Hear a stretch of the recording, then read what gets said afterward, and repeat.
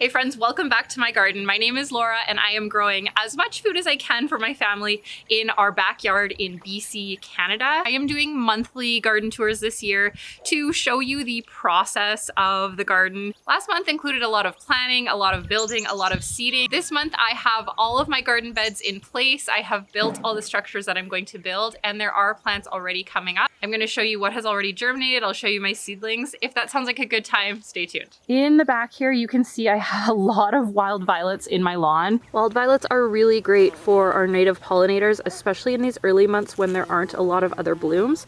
So I have let the wild violets kind of go crazy in our lawn. I love how they look in the early spring. They bring a lot of color. And I do pick the blooms to make tea and syrup.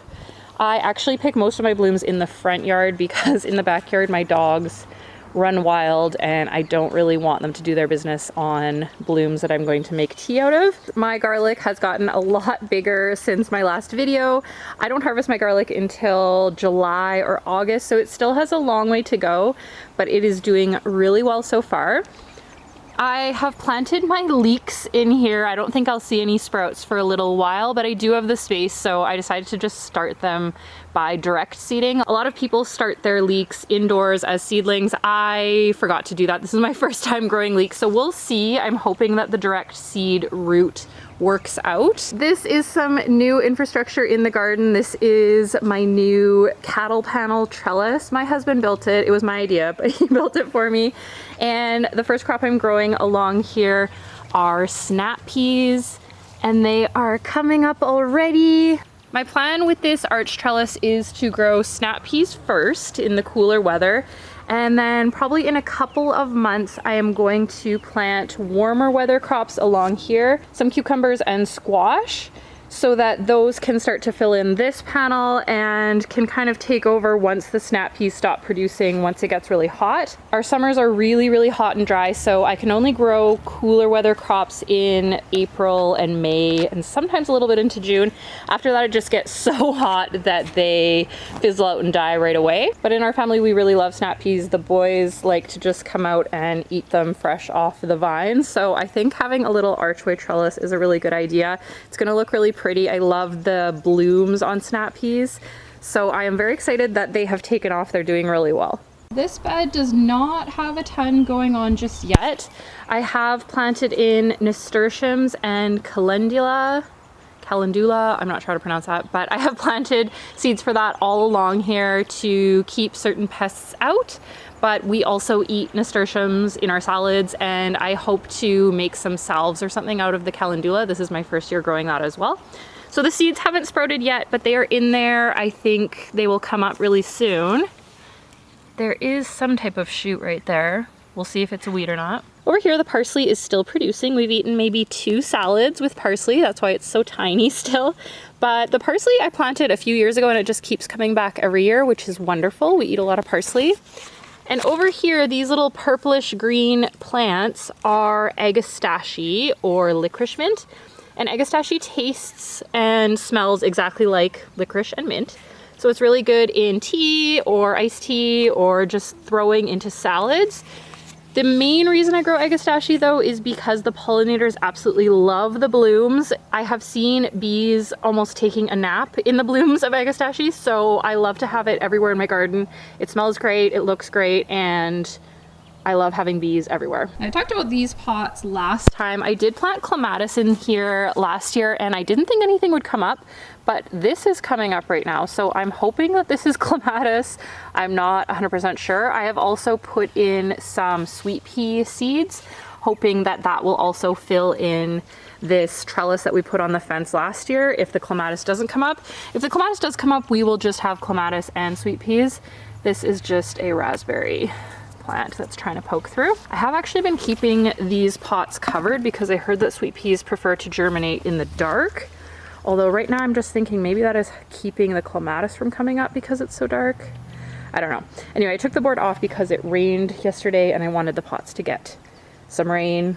I don't know. Maybe I'll leave it on for a couple more days and then take it off. This bed has a whole bunch of things going on. Right here under my Wardian case, I have strawberry mint. This I did not grow from seed. I bought the plant from a nursery, but I planted it out and I've been keeping it under glass just so that it stays warm enough. Our chives are doing really well. We have already eaten a lot of chives. We've been putting them in everything.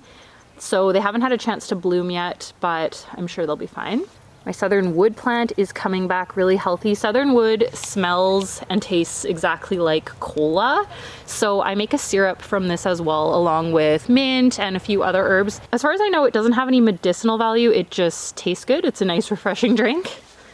And here's my lavender. It is coming back really well as well, which is nice. I have had a lot of struggle growing lavender, so every time it comes back, I'm really happy.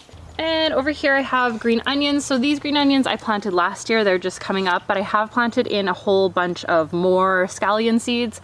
I think probably I'll harvest those next year. We'll see how quickly they grow. In the center of this bed is where I'm going to grow most of my tomatoes.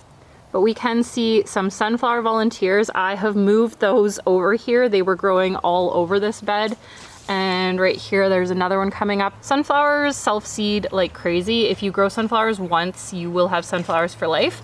I do like to keep them mostly on the back edge of the bed though, just so they're not blocking the rest of the plants. I can see all my plants, and then in the back are the sunflowers. Sunflowers are really great for birds and pollinators, and they look so happy and beautiful, so I love having them. But I do like to dig up all of these volunteers and move them to the back of the bed. I've planted chamomile in this part of the bed. Nothing has come up that I see. Oh, there is a little shoot right there. If you hear a weird dinosaur sound in the background, those are herons. There's a little shoot right there. This is grass, but this might be a chamomile shoot. We'll see. It's been pretty cool still, so I wanted to get the seeds in the ground, but I don't think we'll see much for a little while. Right next door is my thyme. That has been going for a couple years. I'm always so thankful when it comes back up.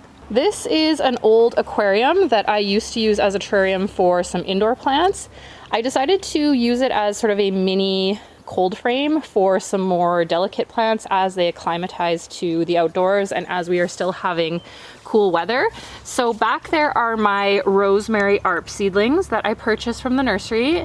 There are blue larkspur seedlings. Those are doing really well. I should probably transfer those into a bigger pot, but they're doing so well in the cold frame that I want them to just get as big as possible.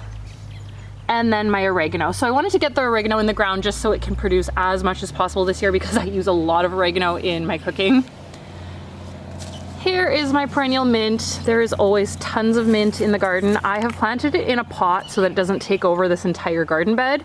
Seems to be working so far. There's always a few little shoots that come out that I just pull out. But I love mint. We use it in iced tea all summer, and I like to dry it out for my tea blends as well. Here's some more agastache. Over here in this shadier corner are our raspberry canes. I grow raspberries for a few reasons. First of all, once you have them in your yard, you have them for life, so just don't fight them. And of course, we eat the berries. The kids will often just come out and pick them and eat them all. Red raspberry leaves are really, really beneficial, especially to women. So I harvest a ton of these leaves in the spring. That is the best time to do it. And then I just dry them out and use them as a tea at certain times of the month or just throughout the month, and I have found that they make a huge difference to how I feel. Red raspberry leaf tea is not expensive in the store. It's really easy to come by, but I love that I can just provide that for myself. I can grow enough in our yard to last me the entire year, which is really, really satisfying. Now behind me are the biggest, newest additions to the garden. These are some brand new raised beds that we just installed this month. I decided to go with metal raised beds. They last longer, and right now they are a lot cheaper than lumber. I'm hoping that they last forever, and they look really, really good. We filled these entirely with compost from our city's compost program. Our city actually picks up kitchen waste and yard waste and then has a composting facility, and then you can buy back the compost, and it's only $10 for an entire truckload, so it's really, really affordable.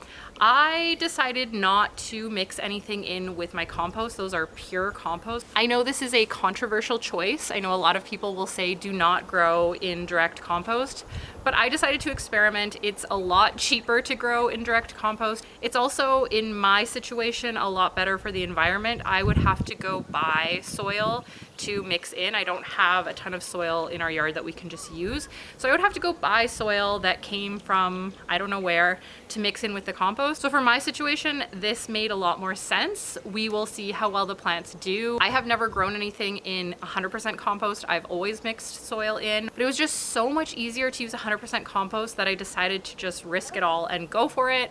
We'll see how it goes. There are a few things already growing. They seem really healthy so far. This bed over here is going to be mostly medicinal herbs. I've also put in some scallions because I had some extra space.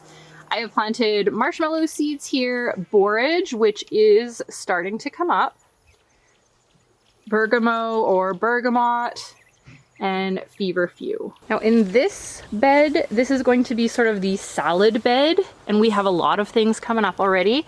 Here is the kale and lettuce, spinach, pak choi. Pak choi only grows in cold weather, so I'm hoping to get as much as I can right now before it gets too hot. And beets, and I planted the beets really close together. I'll harvest the ones that get really big first and then let the smaller ones grow in. That way I'm using the space as well as I can. I also planted a ton of nasturtium seeds between the rows. They haven't come up yet that I can see, but I am hoping that that will help keep aphids away. Back there's a few little pots. I'm going to be planting some flowers in there. I have the seedlings going indoors already, and I will transfer those once there is no more risk of frost. Over here by the deck, there is a few things going on.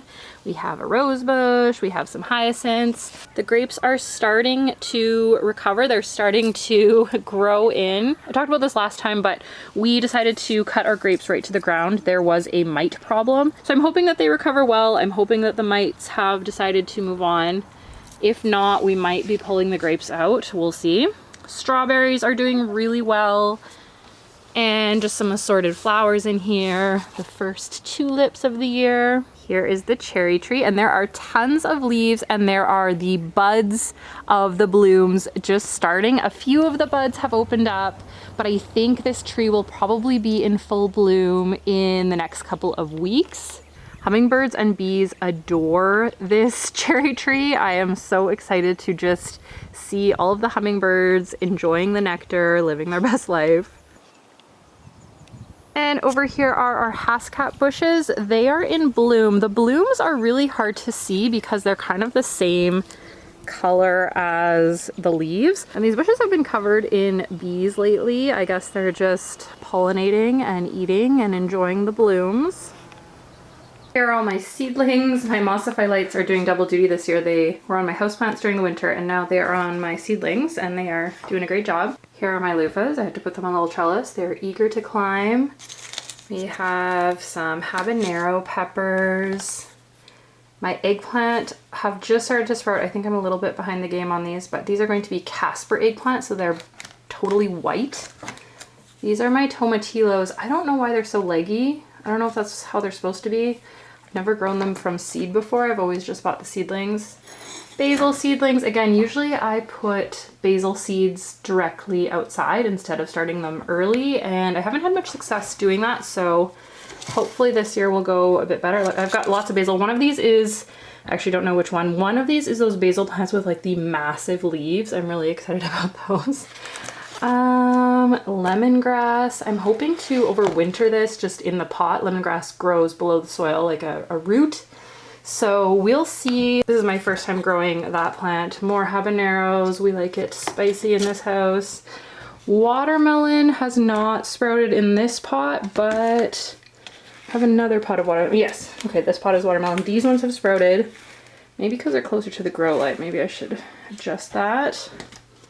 Echinacea, these are just extra echinaceas. I already have quite a bit of echinacea going on, but these ones will probably bloom next year. And this is a tamarind plant. Someone gave me a tamarind seed. I don't know what I'm doing with that, but it's fun to grow. And these are some delphiniums. I have a lot of flowers going on as well.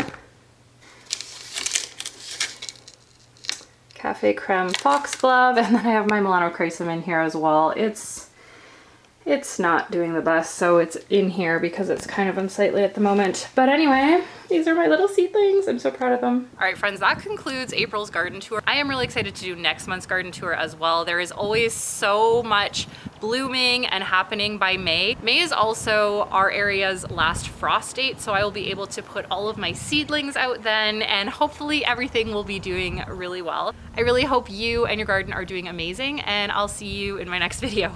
Bye!